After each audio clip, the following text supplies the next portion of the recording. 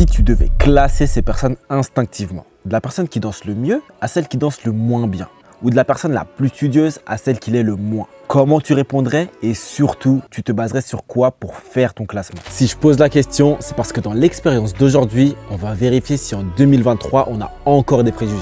Et plus précisément, les préjugés sur les personnes quand elles ont des origines ethniques. Ouais, on va faire ça. Pour tester ça, on a invité 6 personnes. 6 juges à qui on a un peu menti. On leur a dit qu'ils allaient participer à un jeu et classer des inconnus selon différents critères, juste sur la base de leur instinct. Genre, selon toi, qui a vu le plus de pays dans sa vie? De celui qui en a vu le moins à gauche à celui qui en a vu le plus à droite. Ce qu'ils ne savent pas, c'est que les personnes qui vont juger n'ont pas été choisies au hasard. Chaque panel est aussi composé de personnes avec une certaine origine. Le but, c'était de voir si sur certaines questions clichés, ces personnes se retrouveraient toujours classées premières. Évidemment, on a d'abord commencé avec 3-4 questions bidons pour être sûr que les juges ne se doutent de rien. Selon toi, qui dépense le plus d'argent en sortie? Qui passe le plus de temps sur son smartphone? Qui a le plus souvent changé de coupe de cheveux? Qui a le plus d'animaux de compagnie? Maintenant, on va attaquer avec la première question cliché. Elle concerne les personnes d'origine asiatique.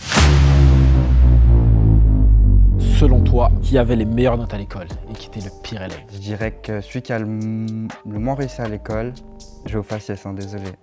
Lorenzo. Ensuite, Wendy. Daniel. Je dirais Alicia. Et pour finir, Natacha. Mioa a l'air d'être la première de classe. Très studieuse. Ah ouais, tu la vois très studieuse.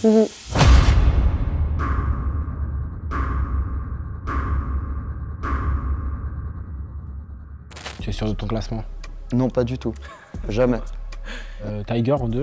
Honnêtement, pareil, ça se jouait un peu entre les deux pour le top 1. Là, est-ce qu'il y en a un dont tu étais sûr direct? Aucun. Natacha. Je sais pas, dans ma tête, c'était. Je sais pas pourquoi c'est sûr, c'est elle. Ouais. Ok. Elle dette ça en cours.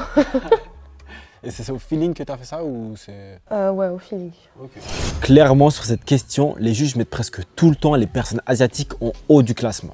En moyenne, ils sont placés 2e. Et c'est vrai que ce préjugé est assez courant. C'est horrible, mais on a tous déjà entendu quelqu'un dire au moins une fois que les personnes d'origine asiatique sont plus studieuses, plus fortes à l'école, plus travailleuses, etc.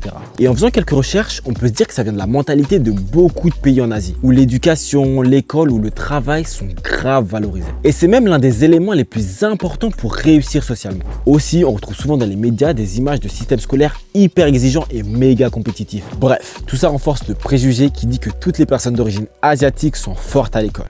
Et pourtant... Personnellement, moi, pas du tout. Bah c'est vraiment le cliché en fait, donc énormément de gens pensent ça. Bah je sais pas, je suis dans une classe, je suis la seule asiate, on va venir vers moi pour me poser des questions en maths alors que j'en sais absolument rien. C'est peut-être une grande généralité parce que dans la culture, etc., les parents poussent un peu plus leurs enfants dans le cadre scolaire. Mais attends, c'était pas terminé. Pour la suite de notre expérience en studio, on a continué en testant un autre préjugé, l'impulsivité. Qui s'énerve et se dispute le plus souvent? Le plus pacifiste, je dirais Samuel. Darren. Natacha. Alana.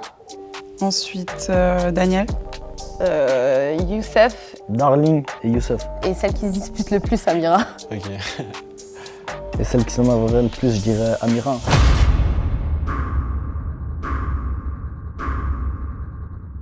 Pourquoi t'as mis Amira en première? Elle a un petit regard noir un peu, tu sais. Ouais. Bah, je trouve qu'elle a un très beau regard, mais je le trouve très fermé. Du coup, tu la verrais bien s'énerver, plus que les autres? Oui.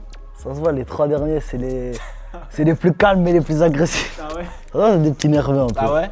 Il y a un truc qui t'a aidé pour faire le top ou... Non. Juste tu t'es basé L'instant. feeling, ouais. Voilà.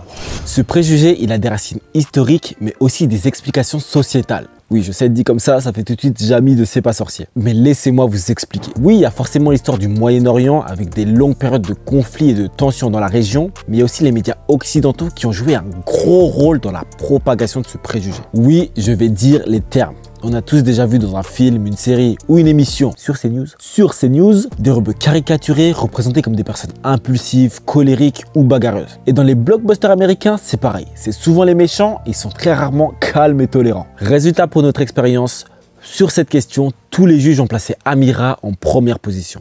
Non. Non, c'est faux, c'est faux. Non, je suis plus comme ça. Enfin, genre, clairement, je suis pas la première avec un fort caractère, ça c'est sûr. Moi, je me vois bien au milieu. entre 2 et 3. Bah en vrai c'est pas mal vrai pour certaines personnes. On aime bien hausser la voix, mais justement c'est trop cool, c'est ça qui fait notre force en fait, le fait qu'on se démarque, on arrive à s'affirmer en fait, on sait ce qu'on veut. Bon, on a fait les personnes d'origine asiatique, on a fait les rebeux, mais si on teste les préjugés sur les personnes noires, ça donne quoi? Autant vous dire que la question m'intéressait pas mal, du coup on en a testé plusieurs. Selon toi, qui danse le mieux? Alors, celui qui est le moins bon danseur, c'est Léo. Tristan, Brendan, Mariana, Brendan. Myriam, Kim. Samuel. Et celui qui danse le plus pour moi, c'est Darling. Darling. Puis le plus, ça doit être Daniel. Et le mieux, Daniel. Daniel danse le mieux. Première place, Léna. Celle qui danse le mieux, je pense, Milena. Et Milena est celle qui a plus le rythme, on va dire.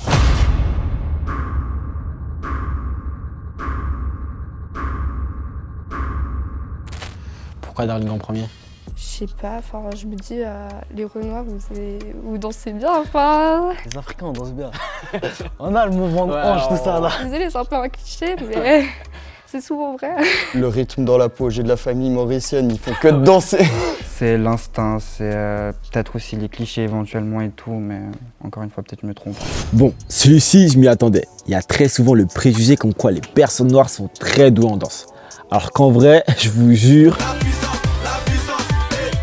Bref, c'est pas toujours ouf. Ça vient sûrement des musiques africaines et principalement congolaises aux sonorités très dansantes et des nombreuses danses créées sur le continent africain. Le logobi, la kizumba ou encore le jazzé. Ouais bon, je vous ai pas dit qu'on était fiers de toutes. Bref, on continue. Alors moi je danse vraiment mal. Je crois que je danse vraiment, on dit comme une raciste. Tout dépend de la personne et si elle gère ou pas, mais du coup moi non, je suis pas un bon danseur donc...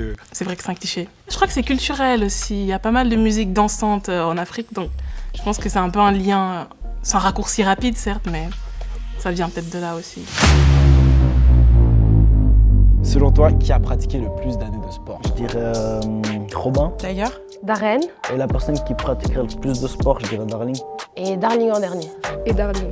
Daniel. Et Milena a l'air d'en pratiquer le plus.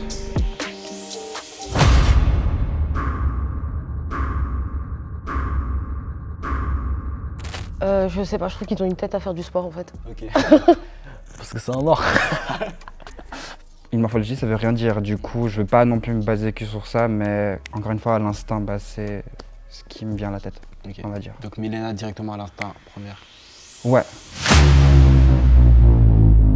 Qui a la famille la plus nombreuse en termes de frères et sœurs, pas de cousins, cousines ou quoi, juste frères et sœurs? Je vais dire que Tristan a le moins de frères et sœurs. Ensuite, Lorenzo. Tiger. Ensuite, Samuel. Matteo. Ensuite, Kim. Et Darling.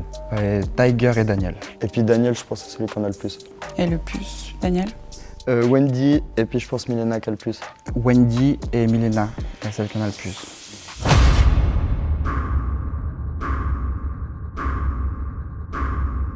Tu pourrais dire pourquoi t'as mis Daniel en premier? Parce que que ce soit dans mes potes ou dans de la famille, dans les origines africaines, tout ça, il y a souvent beaucoup plus d'enfants. Souvent, c'est pas une règle générale, mais souvent. Alors là, franchement, feeling complet là. Là, feeling complet. Les Africains, tu connais frère. On est toujours beaucoup. C'est vrai, c'est pas faux. Bon bah, c'est quasi un sans faute sur les questions clichés. Après, si je suis honnête, je vous avoue que j'aurais peut-être fait le même classement. En fait, c'est le même fonctionnement que pour tous ceux qu'on a vus jusqu'à maintenant. C'est souvent des représentations qu'on s'est fait dans les médias, via les films ou les reportages qui nous amènent à se créer des généralités. C'est ouf parce qu'en 2023, qu'on le veuille ou non, on a tous des stéréotypes ancrés en nous qu'on essaye de combattre. Que ce soit des préjugés positifs ou négatifs, ça reste des trucs assez généralisants et pas rationnels. D'ailleurs, vous, est-ce que vous auriez fait les mêmes classements? Dites-le moi en commentaire. Et si tu as kiffé cette vidéo, n'hésite pas à regarder notre expérience sur les avantages ou les inconvénients que notre apparence peut nous donner.